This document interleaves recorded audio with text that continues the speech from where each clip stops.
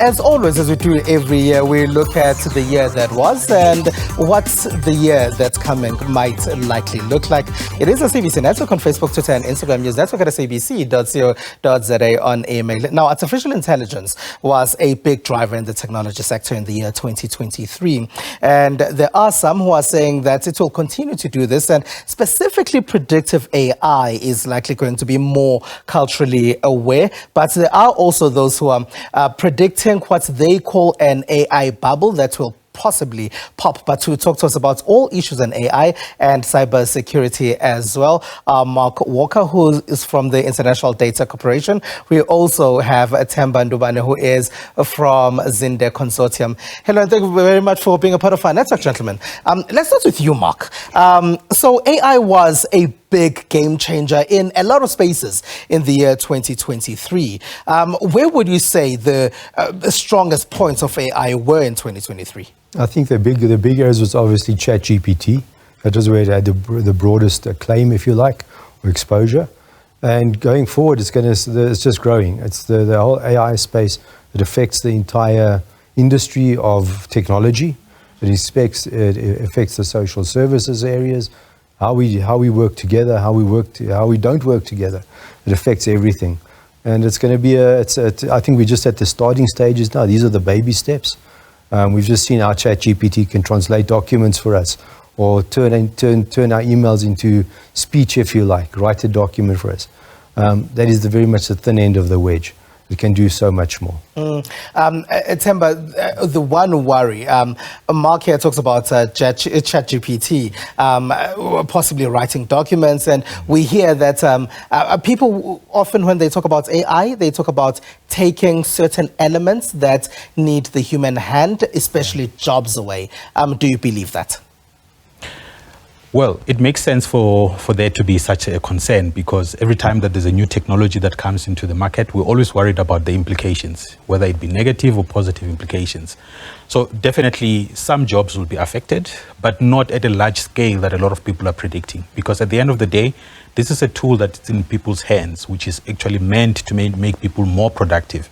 So at the end of the day, the more that AI improves, people will also improve to catch up with the technology in order to leverage out of this technology. So I don't see that bloodbath that's being predicted when it comes to jobs. Mark, AI is broad, and there often is confusion between predictive AI and the broader term that is AI. How would you describe the two and maybe differentiate there for us? I think the big AI, if you like, is far more all-encompassing. So it includes all the technology-related services we consume. How do they become more efficient? How do they become more productive? People become more productive. Whereas the generative AI is far more, it's a subset of that big picture, if you like. And it's more focused on driving specific productivity in specific operations, if you like. Werner Vogels, who is the Chief Technology Officer at Amazon, has spoken about the cultural awareness that he feels that AI is going to have. And that's been a worry, that it tends to view the world largely in the Western context. And is that, do you agree with that? Is that what we're likely going to see changing? I hope not. I think, that the cultural aspect is really, really important. Remember, AI is an enabler. It's a tool, just as Themba has said. And it becomes a decision of how do you use this tool, and what are the inputs to that tool. You define the outputs by the inputs. At the moment, it's very Western centric. You're very right. Even just on labeling and things like that, it labels incorrectly. Okay, no, not incorrect, completely incorrect, but it's moving in that direction into a culturally aware situation. And I think there's still work to be done in that area. But certainly, for AI to become truly powerful, it has to be culturally aware as well. It's been a big discussion point, Themba, in the year 2023, all over, like conferences all over discussing AI as if it's coming right now to change everything almost immediately. Yeah. Is that what's happening here? Not really. So AI, as Mark just correctly put it, the world has become a global village because of technology. But at the same time, what it hasn't achieved is to understand that as much as it is a global village, but there's cultural differences and nuances that are there in different countries, which need to be catered for if AI is to be successful. So as a result, generative AI is now moving in that direction, where large language models are now incorporating different sets of cultures and diversities that exist. So as a result, AI is now trying to become more localized, and that is why there is that wave to say it is coming. It is coming in a sense that it is now trying to understand and adapt to the market that it is being exposed to. What would you say the misconceptions have been in 2023, and what would you say needs to possibly be improved on, apart obviously from the cultural awareness as we start the year 2024? Ultimately, AI is math. It's algorithms. So how you design that algorithm will give you a specific output. That's the cultural angle. The impact of how you design is going to, of course, affect completely what the outcomes are going to be looking like. And I think that's where the major challenges are at the moment. We've seen the initial burst of energy, if you like, of ChatGPT, and it's really exciting. It can do things for us, make us more productive and so on. But I think we're now going to get into the deeper side, as Themba mentioned, the cultural aspects. What is the skill impact on skills? It's not going to wipe out swaths of job. There will be job losses, okay? But not everybody's going to lose their job. And a lot of the people that do lose their job will be retrained into a more productive area. So, I think that one has to take a balanced approach to this. It's not and I liken it to where cloud was 10 years ago. Cloud was going to be the big thing. Yeah. Now cloud has settled down. Now everybody understands where the benefits are, also where the pitfalls are, where the costs are now, what can it do and what can't do. AI is still very much a newborn at this point in time. Where do you think the big changes are going to be? You mentioned about jobs that are going to change, people needing to be retrained. Where do you think those big changes are going to be? I think, look, the biggest users, if you look at by industry, look at areas like banking, knowledge-intensive industries. They're going to look for more efficiencies. They're going to look for higher productivity. So anything to do with those knowledge-based industries, look at that. However, if you're in design, well, AI can help you. Yeah. Or in software development, it'll help you to get to a point faster because it'll take care of the more mechanical processes. But still, the brain power is going to come from somebody. There's been a worry in the higher education system, and this could be either one of you gentlemen, in the higher education space, where it seems like a lot of students, and this is internationally, are no longer writing their own essays. They're getting ChatGPT and other similar platforms to do it for them, and then they submit it as their own work. How should those industries go about working with AI? Well, when it comes to the education space, unfortunately, we're at a situation where education is trying to catch up to technology, which is still going to take a bit of time because at the end of the day, education depends on technology in order to be effective. But as time goes by, a lot of those spaces need to find a common ground, and they need to find a way to sort of basically make it more governable so that AI doesn't get out of hand. And this will then create even more advantages because then AI will be a tool that enables students to actually tap into their intelligent spaces. Yeah. I can just add to that quickly. Yeah. As much as the students are using ChatGPT to write their essays, at the same time, the universities are really using ChatGPT to see who is using ChatGPT to write the essays. Yeah. Yes. So, I think at the end it will balance out. Yeah. Yes. All right. So then there have also been issues of cybersecurity. In the last couple of years, we've seen, for example, City Power, Transnet, and other organizations, government departments, including world leaders, presidents, prime ministers worldwide, facing a lot of cybersecurity issues. What do you think has gone wrong in the last, let's say, 3 or so years for, especially with many countries not seeming to have their cybersecurity tightened well enough? In South Africa, for example, President Cyril Ramaphosa was found to have been hacked as well on his mobile phone. Yeah. I think what has happened is we've all gone to bed too quickly. We've all relaxed and thought that since there are technological aspects that can protect us, we can leave everything to them. And we forget that at the end of the day, we also have a hand in it. So whether it is at company, industrial level, or at personal level, we still need to know what are the threats, what are the possible threats that can affect us, and how do we mitigate against them. Yeah. Cybersecurity there's always going to be a new threat. Yeah. And just like you mentioned about the education sector, slow to react. Keeping in mind justice and security is the same thing. Yes. So they're always on the back foot. For a cyber terrorist or a cyber criminal to be successful, he's got to get it right once. For the government or an organization or an individual, they've got to protect themselves all the time. So it becomes a scaled problem as well. Where do you think South Africa is, maybe Themba, on those cybersecurity skills, and what needs to be done as we go into 2024? Yeah, so we're in a good space in a sense that a lot of companies have invested a lot of money when it comes to cybersecurity. But at the same time, as Mark rightfully put it, security threats keep on improving on a daily basis. So we should never be in a position where just because we're starting to succeed, then we relax and we think we can keep it at that level. We need to keep up with world trends. And I think there's a lot of entities that are going in the right direction. And the rest that are still trying to figure the way out need to also catch up quickly. Mark, are there predictions in technology that you think we should be aware of in the year 2024? Look, it's going to become more complex. It's going to become faster.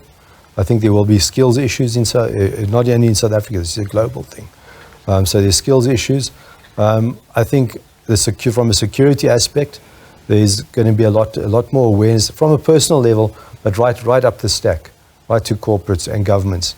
That security threat is not going to get any less. It's going to get worse. And AI will enhance all of this, unfortunately. It's like a catalyst. All right, so Mark Walker and Themba Ndubane, thank you very much for being a part of our network today. Thank you very much. All right, so that is Mark Walker from the International Data Corporation and Themba Ndubane from Zinde Consortium. It's SABC Network on Facebook, Twitter, and Instagram. News Network at sabc.co.za on email. Stay with us. It is SABC Network on Facebook, Twitter, and Instagram. Welcome back. Now, we've heard repeatedly how South Africa has a tech skills shortage, and sometimes when people are trained, they often flee the country and are poached by those in other countries as well.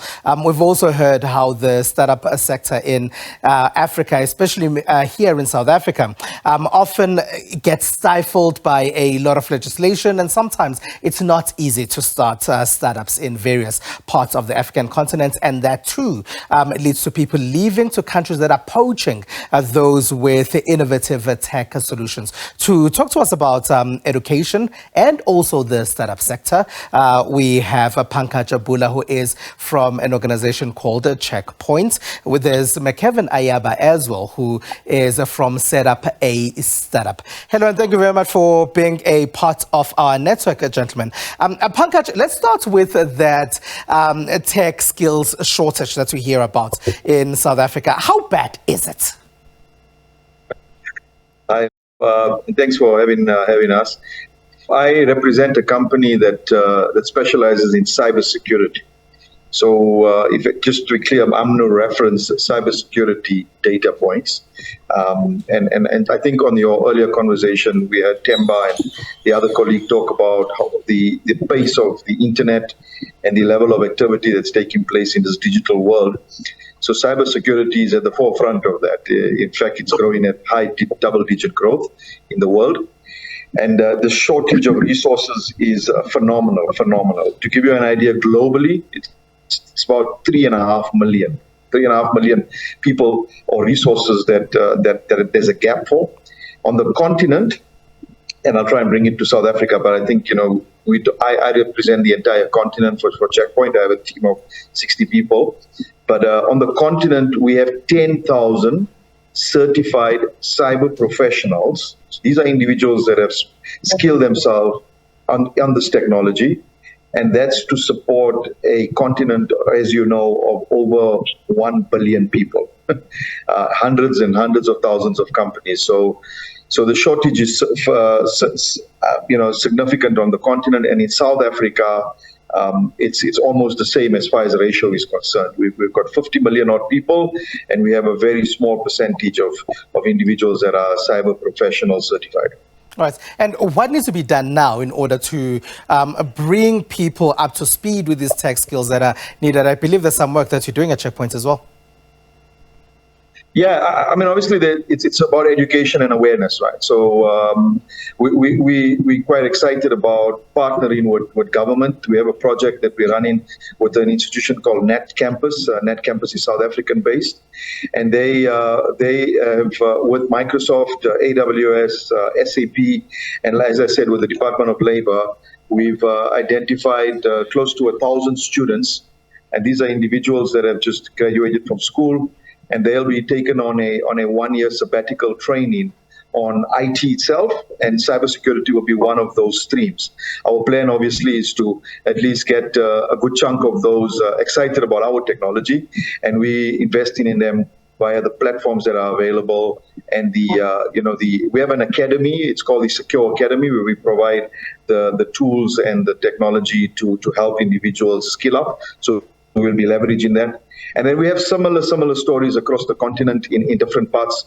One that's quite exciting too is with an institution in Nigeria. They call CyberSafe, the CyberSafe Foundation, and they've identified a project which they call Cyber Girls.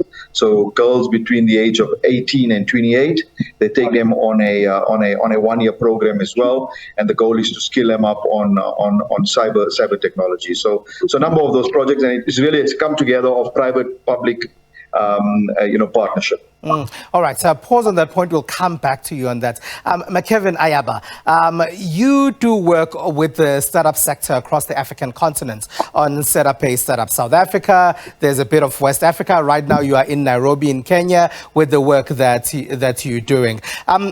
Why do you think it's important for these tech startups to exist on the African continent? Maybe some of the people that Checkpoint is training right now in future for them to set up these startups. Debo, thank you very much for having me.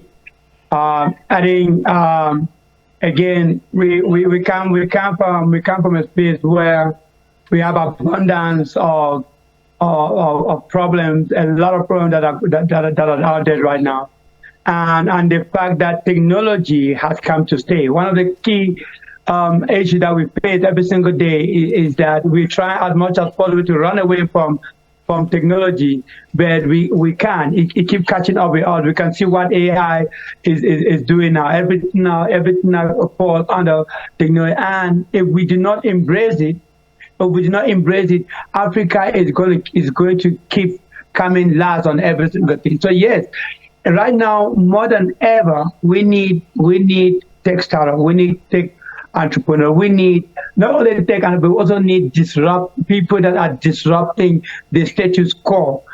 You come up with solutions that disrupt the status quo from education, like a colleague there is talking about, into agriculture. If we look at how we farm now, it's not the same how we used to farm before. I mean, a lot of technology has come into play. Look at the fintech market.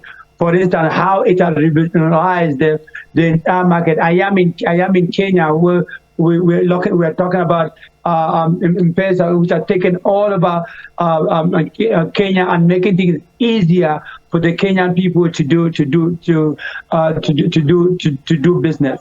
So technology has come to stay, and because technology has come to stay and not going anywhere soon, we need, as a continent, to reach out, to grab it, to start understanding, to start learning, like my colleague said earlier, in terms of education. Our people need to start getting the basic education that need to take this problem, the very problems that we face.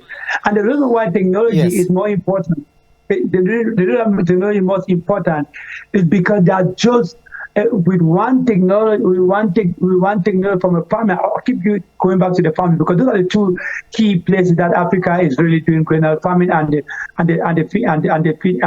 fintech place. Is the fact that we can't scare away from it. We cannot run away from it. Technology has come to stay. innovation comes to stay. Either we take it or we will be trapped or left behind. Okay, it's SABC Network on Facebook, Twitter, and Instagram. News Network at sabc.co.za on email. Stay with us.